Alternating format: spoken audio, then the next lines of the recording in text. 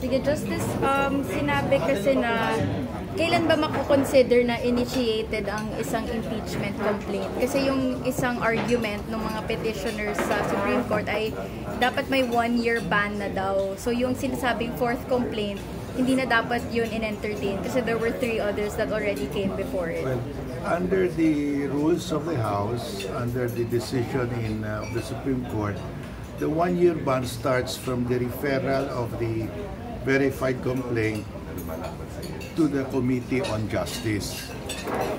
Hindi umabot yung mga complaints sa Committee on Justice, nasa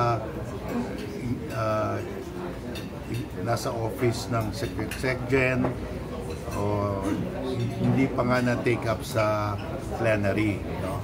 So, yung 1 year will start from the time the Committee on Justice receives the complaint, verified complaint from the plenary. Hindi pa naman dumating sa Committee on Justice. No? Ngayon, sinasabi nila na pinigilan raw, it was delayed by the SecGen. So, dapat it should, yung fourth complaint, void na rin, yun. Hindi pwede maging void. The most that will happen is yung 1-year period will start December 2 when they file the verified complaint. Kasi pag kini-question mo yung when does it start, it will start let's say December 2. Hindi mo ma-void yung that was the complaint that was signed by more than 1/3 of the members of the House. You can only establish the 1-year period. When did it start? But you cannot say that the 1-year period start but the articles of impeachment are void. Hindi naman pwede yun. Dahil assuming that the 1-year period started December 2 and that is the first complaint. Yung first complaint naman, pwede naman i-expand yun ng House during the hearing. Pwede naman nila isama lahat ng mga subsequent verified complaints. And then that will be approved by the plenary. So hindi pwede na yung verified complaint na first, yun na lang pwedeng idala sa Senado. Hindi naman ganyan. So hindi pa nga yun na-initiate kasi nga hindi pa na-refer kumbaga. Yeah, it has not, the 1-year start did not start because hindi naman umabot sa Committee on Justice. But assuming na, okay, may negligence, dapat sinabit na yan sa Committee on Justice. Ang epekto lang yan, yung 1-year period will be counted from that day. Pero the House can still change the complaint kasi pag they can consolidate all the complaints kahit na filed late or not, they have the freedom to add if they want to add. So yung lumusok po na complaint, Justice, hindi siya technically second na complaint kasi parang ano na siya kasama na siya dun, same yung laman nila. Yeah, and yun yung because lumusok. the House can always redraft the first complaint if we say that the first complaint umabot sa House, sa Committee on Justice, pwede naman i-expand ng House yan during the hearing. Hindi naman as is ang pwedeng yun na ipadala sa Senate, hindi naman.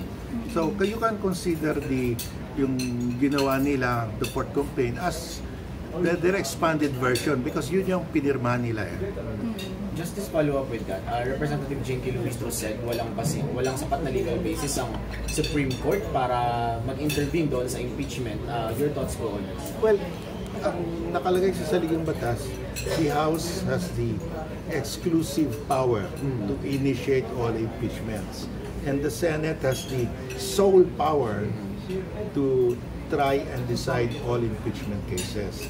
So, pero the Supreme Court has the power to see to it that the Constitution is followed. And the Constitution says that the 1-year period, there is a ban of 1-year period. So pag lumabag ka dito, if Congress will violate this one-year period, pwedeng pumasok. And that's exactly what the Supreme Court ruled in the case of former Chief Justice Davide. So the Supreme Court can come in if there is a violation of the Constitution. How about sir yung hindi lang, I guess, clarification sa Supreme Court tung sa forthwith? Like, Ayun, yung bago yun. That's a new, wala pang ruling ang Supreme Court. So the Supreme Court, I expect, will rule as to what is the meaning of forthwith. Pero for you, Justice, forthwith means? Means as soon as reasonably possible. Hindi naman kaagad.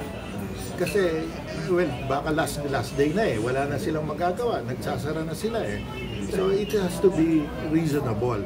In the past, during the impeachment of former President Estrada and Corona, it took between 1 to 2 months before they organized the impeachment court. So hindi naman kaagad. So a reasonable period for them to organize. So Justice Pero ang tingin ko, yung sabi ni Senate President Cheese na July na, that's 5 months. Medyo matagal na. Medyo too late. I mean, hindi na reasonable. We have to look at what is reasonable. What is reasonable for you, Justice? Mga 2 months? Well, 1 to 2 months because that is the president already, no? The past. Justice, so follow up po, based on what you have said earlier, are you saying na categorically walang infirmities that the impeachment complaint was handled by the House in a manner consistent with the Constitution po ba? Yeah, the only question there is when does the 1-year period start? Yung ban. Kasi yun naman ang kini-question eh. Kasi hindi naman pwede yung first verified complaint, yun na ipadala. Kasi the House has the right to amend that, to enlarge that kung gusto nila. So yung enlarge can be considered yung fourth kasi yun ang pinirmahan nila. So ang question lang talaga dyan, kailan nag-start yung 1 year? Yes, Justice, to set the record straight. If you were in your view po, when did it start? Yes, well, so they filed in December 2. If you count 10 calendar days, 10 session days, plus 3 days, yun. So that should be somewhere late December or early January. No? So, but that's just pushes earlier the 1-year period. It cannot affect the validity of the verified complaint that more than one-third signed because they have a right to amend the first complaint. So parang in-amend lang nila, pina-enlarge nila. Hindi siya new complaint, kumbaga. Yeah, because the first complaint, assuming yun yung una, yun yung reckoning date, pwede naman nila baguhin yan. Dagdagan nila. They have the right to do that, no? Thank you, Justice. Thank you, Okay, Justice. okay. Thank you, sir. West Philippine Sea! Atin ito! West Philippine Sea! Atin ito! West Philippine Sea! Atin ito!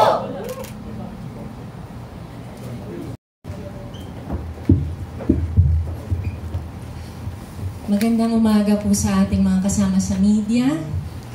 Ang panawagan po natin ngayong umaga, vote for the West Philippine Sea. West Philippine Sea is real. The continuing coercive tactics and brazen encroachment of Chinese forces in the West Philippine Sea are a direct affront to our sovereign rights and a blatant rejection of the historic 2016 arbitral ruling that unequivocally affirmed the Philippines' rightful claims. These incursions not only threaten our territorial integrity, but also violate the livelihood of our fisherfolk and undermine the safety of our maritime frontliners. This crisis is worsened by the alarming spread of fake narratives and historical distortions propagated by some political candidates in these midterm elections. Instead of defending our sovereign rights, our fishers and frontliners, they peddle disinformation that undermines the legal and historical foundations of the West Philippine Sea, emboldening China's aggression and weakening our national resolve. Such betrayal of the Filipino people's interests is unacceptable.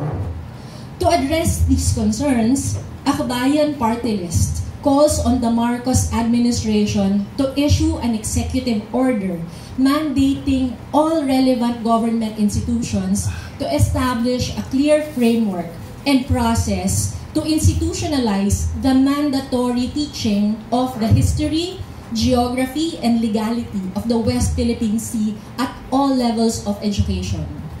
The executive order should require the Department of Education, the Commission on Higher Education, and other educational institutions to collaborate with legal experts, historians, geographers, and maritime scholars to develop a curriculum that comprehensively covers the historical roots, geopolitical significance, and international legal foundations of the Philippines' claims to the West Philippine Sea.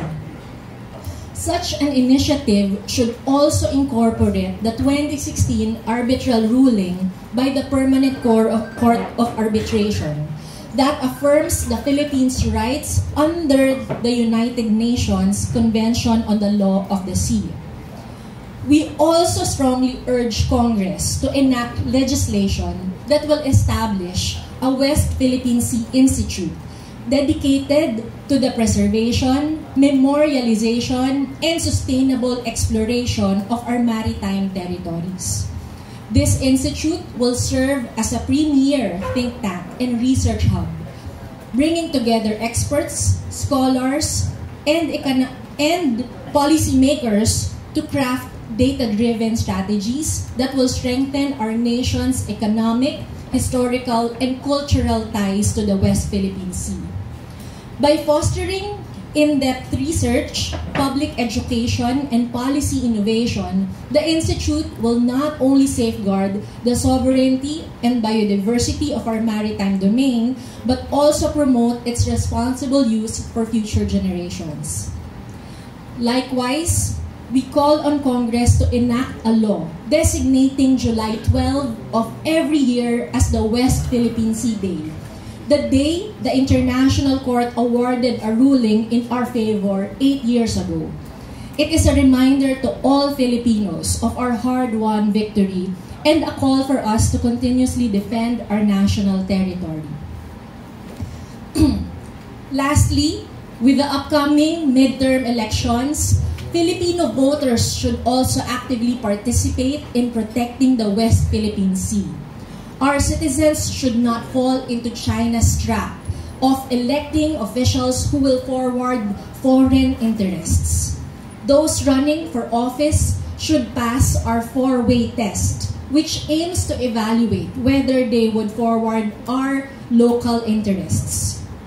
Our four-way test is this. Number 1, no alignment with Duterte's pro-China policies. Number 2, a strong track record of championing our historic 2016 arbitral ruling. Number 3, support for our fisherfolk and frontliners against Chinese aggression. And number 4, concrete proposals to civilianize the West Philippine Sea and promote sustainable development. The election stakes are high, with sovereignty, dignity, and the nation's future at risk. We urge the Filipino people to vote for the West Philippine Sea by electing leaders who will protect our territorial integrity and reject candidates who will compromise it for foreign interests. Let us protect what is ours. Bumoto para sa West Philippine Sea. West Philippine Sea, atin ito. Maraming salamat, Ate Rafaela David. Now we have here to give us the context on West Philippine Sea dahil this past few weeks pinag-uusapan at mainit no, tinatalakay ng ilang mga kumakandidato ngayong 2025 elections na hindi daw totoo ang West Philippine Sea. We have here sa panel natin, kasama natin si Justice Carpio to give us a context on West Philippine Sea and the legal basis bakit ba totoo ang West Philippine Sea. yung West Philippine Sea is expressly mentioned in the Philippine Maritime Zones Act that was recently passed by Congress. It was passed in the House without any negative vote. Nobody opposed the bill, not even Marcoleta opposed the bill. And that bill, which is now law, says that the West Philippine Sea refers to the maritime zones of the Philippines in the facing the South China Sea from the Luzon and from Palawan. So, nasa batas natin yung term West Philippine Sea. It's technically defined as our maritime zones facing the South China Sea. Approved by the House without objection by any member of the House. So, I do not know why anyone will say, especially a member of the House, that there is no such thing as the West Philippine Sea. Nasa batas na they enacted. Before the Philippine Zones Bill Act was passed, the West Philippine Sea was also in the admissive order of former President Aquino III. Nakalagay doon, the West Philippine Sea refers to our territorial sea and exclusive economic zone facing the South China Sea. Kaya lang kulang, hindi nasama yung extended continental shelf claim. Kaya sinabi namin, doon sa Maritime Zones Act, dapat i-correct yun at isama yung all other maritime zones. So it has been corrected already in the Maritime Zones Act. Kompleto na yun. West Philippine Sea refers to the maritime zones of the Philippines facing the South China Sea, our territorial sea, exclusive economic zone, and extended continental shelf. Bakit? Why do we have the right to name this area West Philippine Sea? Dahil territorial sea natin yan. Territory natin. Territory in the sea. We have a right. We have sovereignty over the territorial sea. Yung exclusive economic zone naman at saka extended continental shelf, we have sovereign rights. We have exclusive right to get all the natural resources in the exclusive economic zone.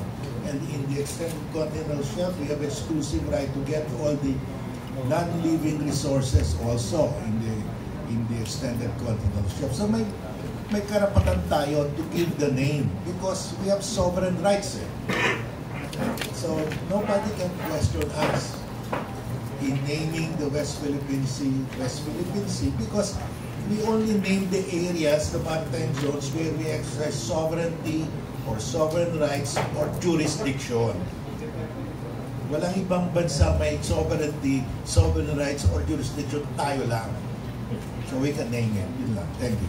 Thank you very much, Justice Carpio Dao, that marami pa ring false narrative patungkol sa West Philippine Sea kahit na may mga legal actions and ito ay sovereign rights nating mga Pilipino. Let's now talk about yung mga legal measures and actions to combat the false narrative. We have here mula sa miyembro ng House of Representatives, ang Akbayan Representative sa Kongreso, Mother Percy Sendanya. Maraming salamat. Narinig na po natin dati may nagsabi na yung ating victory doon sa Permanent Court of Arbitration na isang pirasong papel lang na itatapon daw niya sa waste basket. Kaya nga po nag-file tayo ng House Resolution 2234 na sinasabi na dapat yung araw na tayo ay nagtagumpay sa Permanent Court of Arbitration ay ipagdiwang natin bilang isang bansa. Kung June 12 po ay meron tayong Independence Day, July 12 is our National West Philippine Sea Victory Day. Ito po ay isang resolution na sinasabi na dapat bilang isang bansa, pahalagahan natin, kilalanin natin yung ating tagumpay laban sa regional aggression na nangyayari ngayon sa West Philippine Sea. At yung tagumpay na ito ay ating pag-assert ng ating sovereign rights sa ating pong teritoryo. Ito rin ay celebration noong pagkilala natin sa araw-araw ng mga frontliners. Lumalaban, ipinagtatanggol ng ating teritoryo, pati po yung mga kababayan natin na ang kabuhayan ay nakasalalay doon ng buong tapang na sinusuong ang ating karagatan sa kabila ng pambubuli at panghaharas ng China. With the declaration of a national commemoration, the West Philippine Sea Victory Day, ipinapaalala natin doon sa mga West Philippine Sea deniers, dun sa mga antingin ng isang pirasong papel lamang ito na totoo ang West Philippine Sea, ito ay tagumpay ng Pilipinas at dapat natin itong ipagdiwang.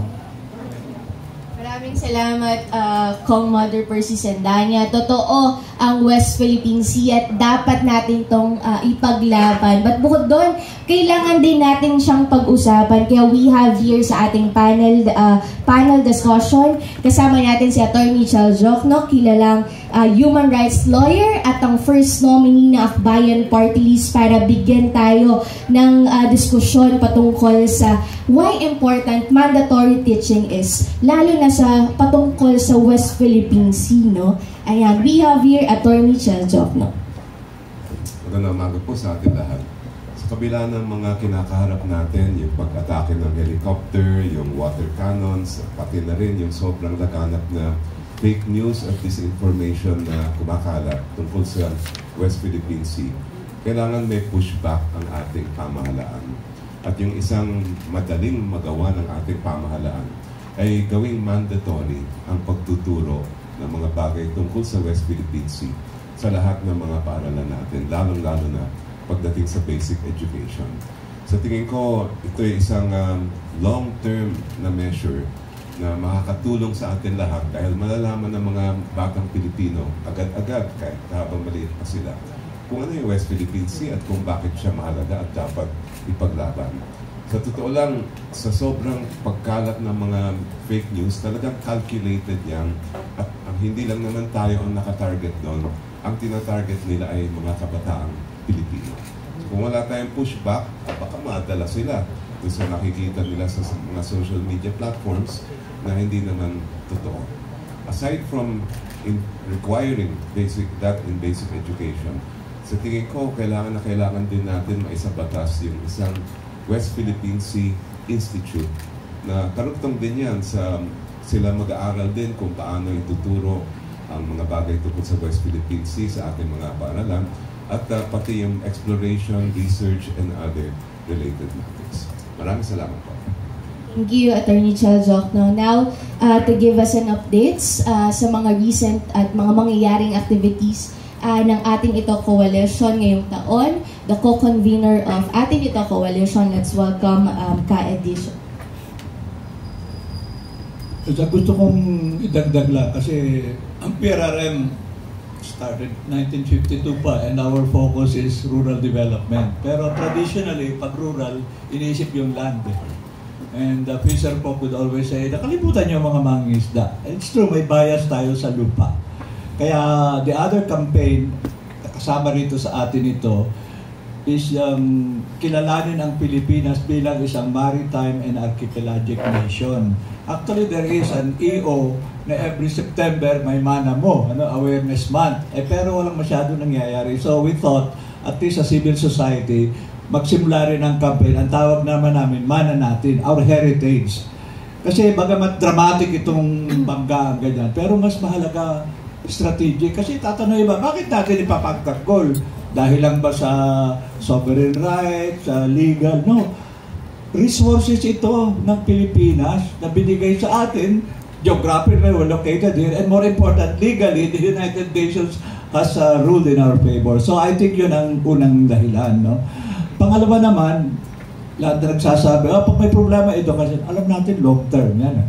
On China side, just to show you where they're coming from, hanggang elementary, tinuturo na agad. Ang narrative nila, centuries of humiliation. At tinitingin nila, tayo ay parang kasama sa takot-saba ng Western na anti...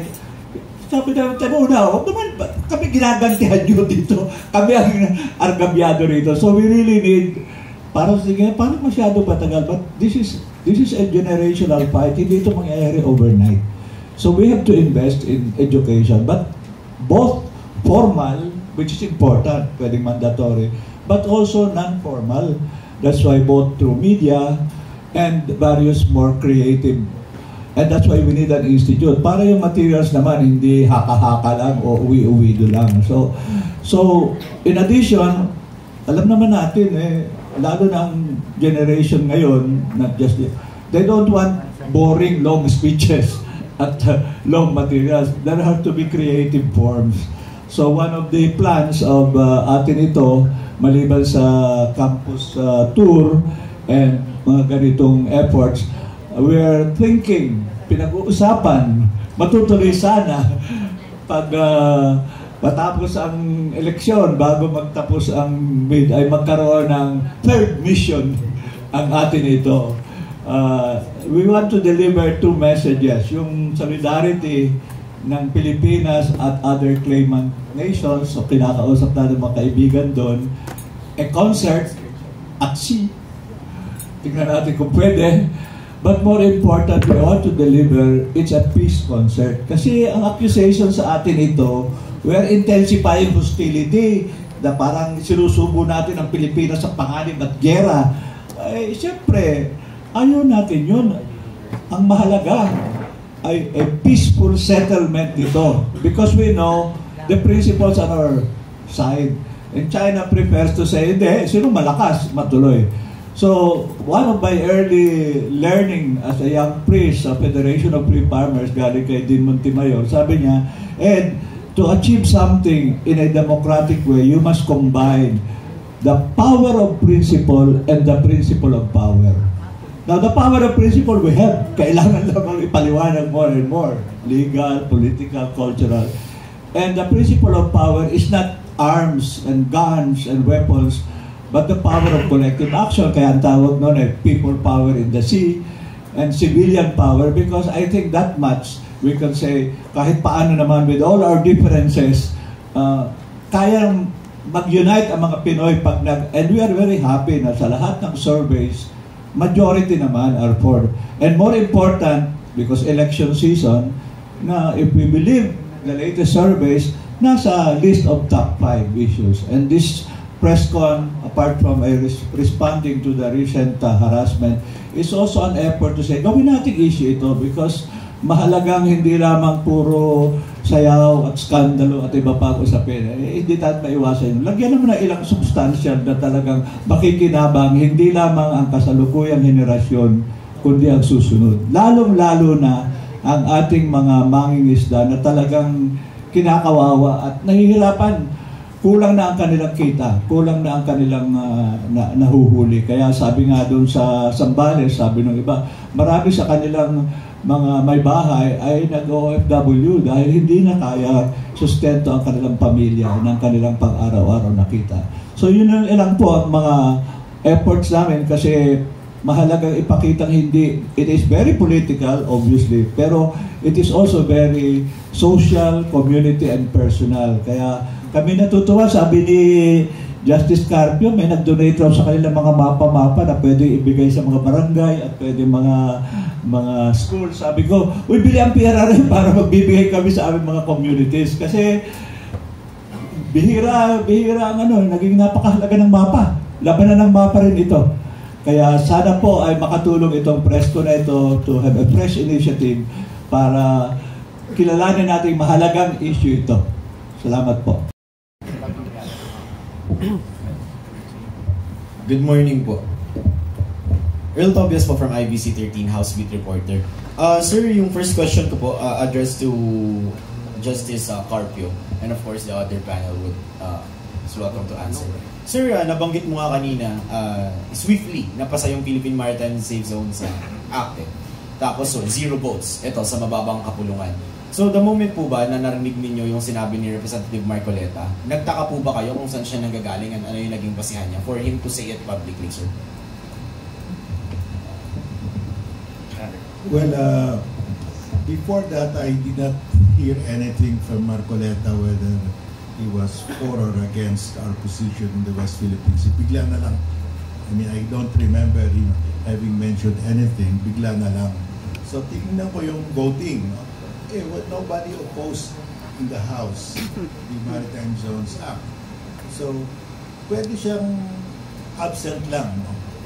Pero pag absent siya, that means he was not interested. But nobody opposed, zero.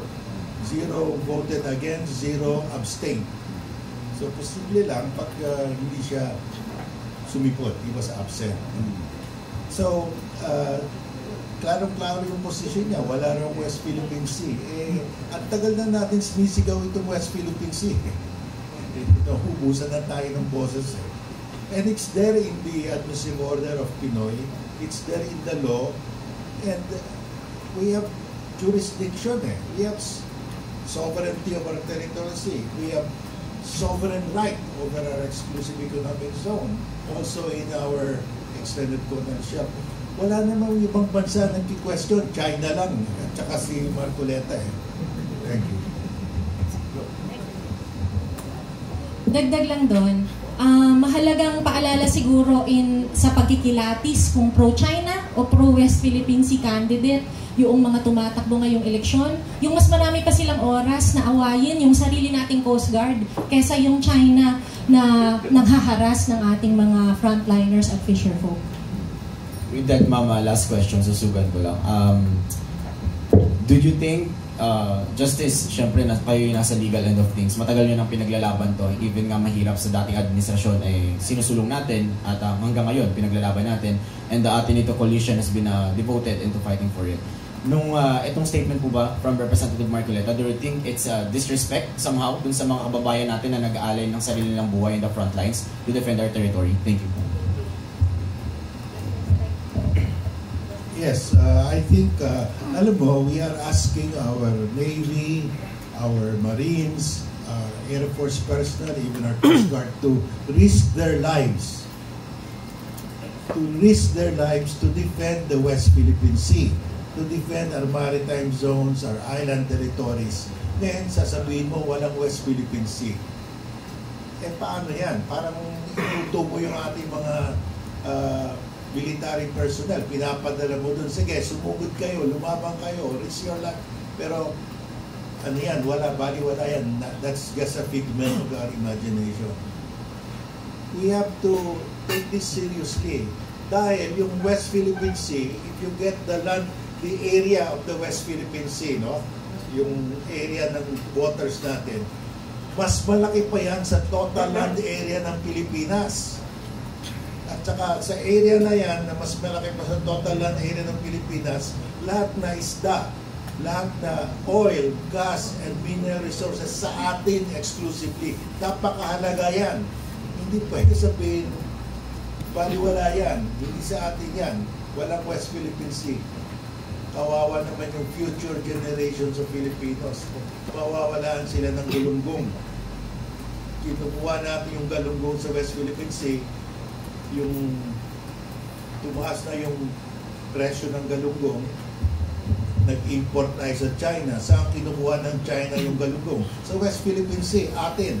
Pero pinayagan ni President Duterte to fish in the West Philippine Sea. Kaya kinuha nila yung galunggong, naubos ang galunggong, we have to buy it from China now. So we have to protect what is ours. Exclusive na yun eh. Exclusive to the Filipino as the adjacent coastal state. Thank you.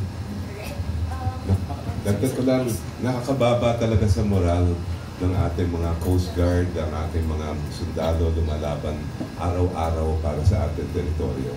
Kaya kung may sulong natin yung mandatory education sa lahat ng mga batang Pilipino, pati ang mga bata may call out nila si Marcoleta at yung ibang magkakalat ng ganyan mga sabi sa atin. Thank you po. Next question. Hello, Kenneth Pasillo po, Business Room. So first question would be, aside from what's mentioned already, what policies could we recommend to better assert our territorial claim in the South China Sea amid a possible shift in U.S. foreign policy po?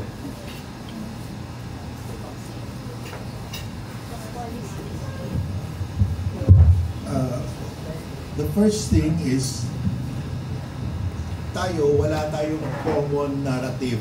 Why are we claiming sovereignty over Scarborough Shoal and the Spratlys? in the Klein Island group. If you go to YouTube, makita mo si former Senate President Enrile, sabi niya on YouTube, huwag na natin pag-usapan yung Scarborough Shoal. Hindi sa atin yan, squatter lang tayo doon. It is outside the Treaty of Paris lines. You go to the Filja Journal, may article si former Solicitor General Estelito Mendoza. Sabi niya, the Spratlys have never been part of the Philippines until 1978 lang. Yung Treaty 5096 was issued. Eh, pag 1978 yung ating claim, if we start in 1978, talo tayo. China claimed it in 1947. Vietnam is claiming it as successor of France, 1933, in-annexion ng France. So, iba-ibang kwento natin eh. Wala tayong common, historical, legal, factual narrative. So, I'm calling on the DFA, the National Historical Commission, the Department of Education, the National Security Advisor. Let's sit down. Ano ba talagang narrative natin? Saan tayo mag-umpisa? I'm recommending we start with 1734, the Pedro Murillo Velarde map. Dahil dun sa mapa na yon, 1734, andun yung Panapot, that is Scarborough Shoal. Andun yung Los Baos de Paragua, that's a Spratlys. So we claim this Spratlys and Scarborough Shoal 1734 pa. Yung Pedro Murillo Velarde map is an official map of Philippine territory during the Spanish regime. The first official map of Philippine territory ever. So, dapat, let's sit down. Ano bang historical narrative natin? In China, meron silang historical narrative. We own it since 2,000 years ago. Consistent sila. Tayo, iba-ibang tinikwento natin.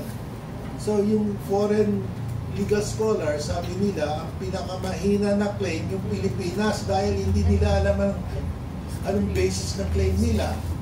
So, we have to sit down, get a common narrative. Dalawang disputes sa West Philippine Sea. Maritime and the territorial. Yung maritime, panalo na tayo. Kasi common yung ating narrative eh. We base it on UNCLOS. Dito naman sa territorial dispute, sovereignty, anong basis natin? Iba-ibang kwento natin eh. Let's sit down. Ano ba talaga?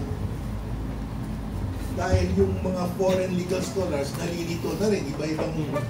Iba-ibang sinasabi natin. So, very important. Let us call on the DFA, the DepEd, National Security Advisor, the National Historical Commission. Please sit down together and tell us where do we begin. Kailan natin cleanin yung Spratly at saka Scarborough Shoal para we have a uniform story to teach to our school children and to the world. Thank you. Okay. Thank you. Okay, follow-up question. This time directed to sa mga akbayan representatives po natin. So, AFP Chief of Staff Romeo Browner last week said funding for the military's modernization efforts remain lacking, prompting it to look for foreign financing schemes. So, what policies would you push to help ensure the military gets enough funding to boost its arsenal amid lingering tensions nga po with China? Alam naman po natin that the budget is the most concrete expression of our priorities. If the West Philippine Sea, our sovereign rights, is a priority, therefore, kinakailangan po tayo mag-invest ng resources dito. Kaya nga po, isa din doon sa gusto natin itulak maliban sa nabanggit natin kanina na magkaroon ng commemoration ng West Philippine Sea Victory Commemoration Day sa ating pong bansa, yung mandatory education.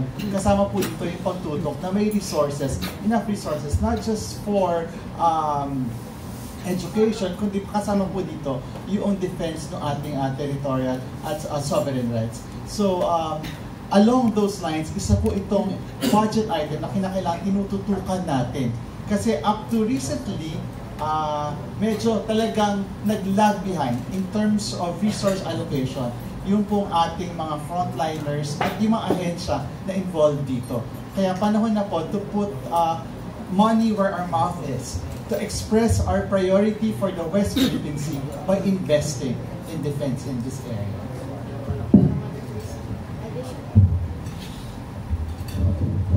Sa tingin ko po, hindi lang yung AFP modernization ang dapat mapondohan, pati yung ating Coast Guard at BIFAR. Kasi kulang sila sa equipment, kulang sila sa barko para ma-monitor din nila yung kondisyon ng karagatan natin po. Okay po, and last question na lang po. Balik ko po ulit kay Justice Carpio. Sir, nabanggit nyo kanina na parang hinaharang kayo ni former President Duterte. How? Paanong harang po? Expound po. Well, lahat na. Sinabo niya ako to a debate. So, tinanggap ko. Tapos umatras siya. At saka sabi niya, ibasura niya yung Arbitral Award.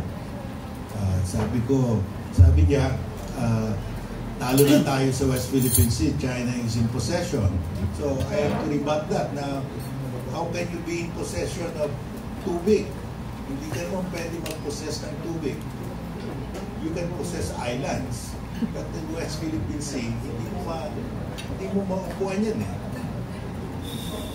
So, you have to keep on explaining. Pag hindi mo sinagot siya, yun ang naiintindihan yan ang nakukuha ng taong bayan. So, wala kaming ginagawa, kundi rinilipat na lang siya. Siya ang nagdidepend sa China eh. Thank you.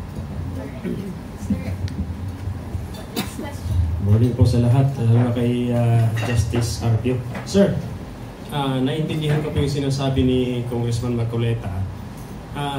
Hindi naman po daw niya kini-question yung West Philippine Sea na sadyang atin daw talaga, dapat ipaglaban. Ang kanya lang po tinatanong ay yung pangalang West Philippine Sea, which is totoo naman talaga hindi po makikita doon sa mapa.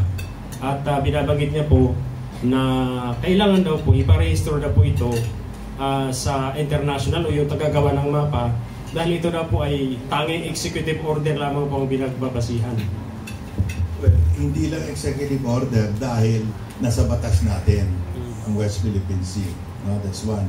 Secondly, yung sinasabi niya na i-register, that is under the International Hydrographic Organization para yan sa undersea features.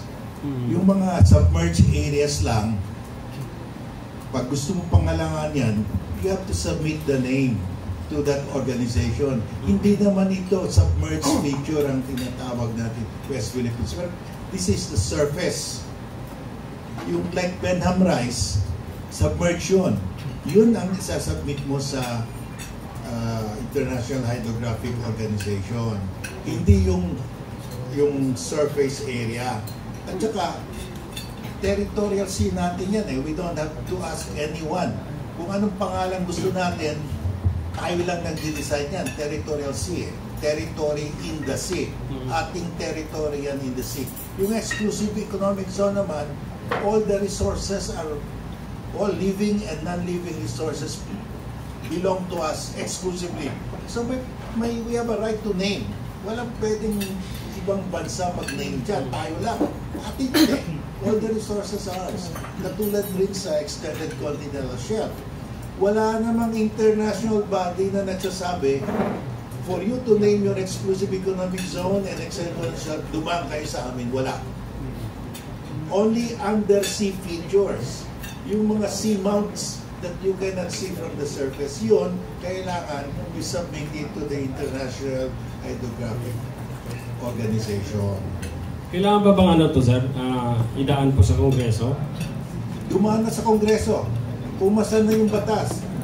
Philippine Maritime Zones Act, nakalagay doon. The West Philippine Sea refers to our territorial maritime zones, which are territorial sea, exclusive economic zone, and extended continental shelf. Batas na yan. Dapat yung mga batas, susundin nila ng sariling batas na ginawa nila. So if any congressman will tell you there is no West Philippine Sea, dapat hindi siya maging congressman. Kasi sila pumasa niyan. Okay, maybe we can, Last na po. Okay, nabanggit niyo po kanina, sir, na yung regarding sa historical narrative.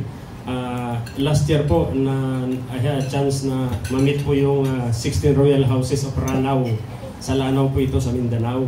And they are claiming na sila daw po ang totoong nagmamayari ng Spratly at Scarborough. Na-encounter niyo naman po ito, sir? Oo. I've read what they claim. They are showing a map. May mapa raw sila. Pero yung mapa nila, after 1734, nauna yung Pedro Murillo Velarde map. So yung mapa nila, medyo huli na. So I'm not saying anything derogatory. Pero pag gagamitin nila yung mapa nila, yun daw ang basis nila, that was after 1734. Alright, sige po. Muli po, maraming salamat po sa inyong lahat sa pagpunta ngayong umaga. Mag-round pa po tayo ng photo opportunity po at chanting. Sige po, tayo po tayong lahat.